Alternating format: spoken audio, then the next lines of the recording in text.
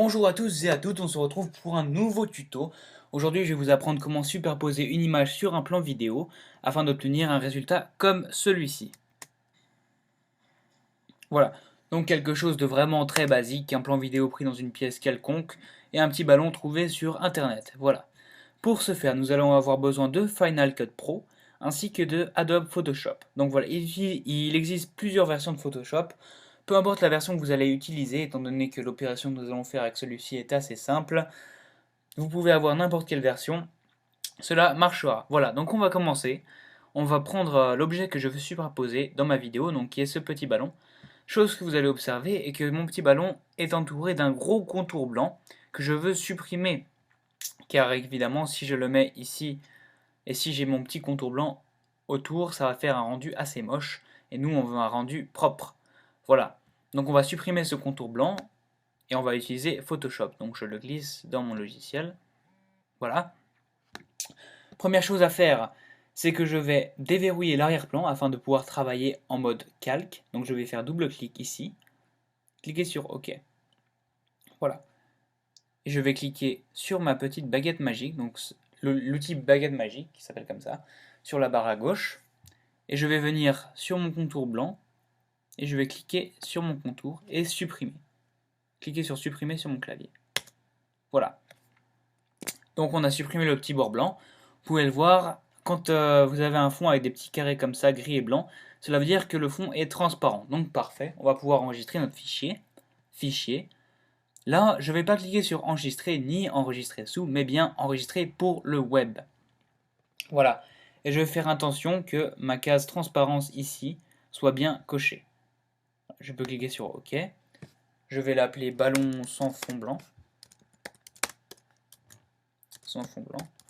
Donc voilà. Voilà. Et je vais l'enregistrer sur mon bureau. Ouh là là là, petite faute d'orthographe. Voilà, ballon sans fond blanc sur mon bureau. Parfait. On peut quitter Adobe Photoshop et revenir sur notre logiciel Final Cut Pro. Voilà. Donc je vais vous montrer ce que j'ai fait depuis le début. Donc je vais supprimer ça. Ce que j'ai fait, c'est que je prends mon plan vidéo de mon choix et je vais le placer sur ma timeline, ici. Voilà. Et je vais ajouter mon petit ballon que je viens de créer. Donc ballon sans fond blanc ici. Et je vais le glisser dans ma timeline également. Voilà, donc il va se retrouver ici. Voilà, mais il ne faut pas qu'il soit à côté de mon plan vidéo, mais il faut bien qu'il soit au-dessus. Donc à l'endroit de votre choix. Voilà, vous pouvez aussi ajuster la durée de l'apparence du ballon. Vous pouvez le faire durer 26 secondes, comme 2 secondes, voilà. Moi je vais le faire durer environ 5 secondes. Voilà. Problème, mon petit ballon est un peu gros, c'est plus un petit ballon maintenant, et je voudrais qu'il soit un petit peu plus petit parce que je voudrais qu'il case entre mes bras, donc je vais le réduire de taille. Pour ce faire, je vais aller dans le petit rectangle en haut à droite, ici, je vais cliquer sur la petite flèche et cliquer sur transformer. Voilà, et je vais avoir des petits carrés bleus qui vont me permettre de transformer mon ballon. Alors en fait, je vais juste le réduire de taille, voilà, je vais le déplacer un petit peu, voilà, pour qu'il case au-dessus de mes mains. Voilà, parfait. On clique sur terminer et le rendu donne quelque chose comme ça. Donc voilà, play.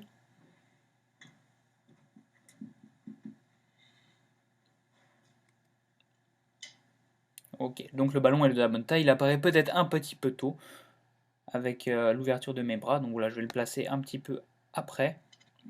Alors ce que ça donne, je pense que ça va être un petit peu mieux. Un petit peu tard. Voilà. Donc c'est vraiment un petit effet assez simple, assez rapide à faire. Et puis c'est assez sympa de le voir en vidéo après. Donc voilà, j'espère que ce tutoriel vous aura plu. Vous pouvez lâcher un petit like, bien sûr si vous avez apprécié. Et puis vous pouvez aussi donner votre avis dans les commentaires, me dire ce que je pourrais améliorer ou bien si vous avez d'autres remarques. Et moi je vous dis à bientôt pour un prochain tutoriel. Voilà, salut!